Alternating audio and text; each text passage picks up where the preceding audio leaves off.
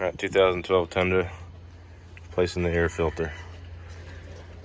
Loosen this 10 millimeter. There's 4 of these little clips, one in each corner.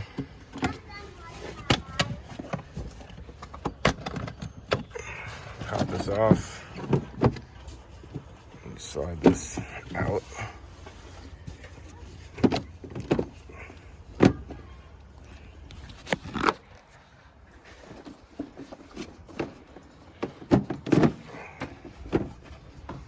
Mass airflow sensor just hangs there. Just turn it around a little bit. So it looks pretty clean. This has not been too long ago. This ought to be a little dirtier. I'm gonna replace it anyway. I got it.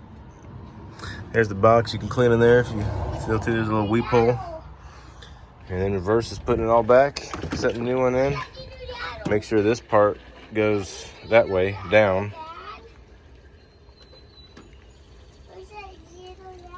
That's what you need.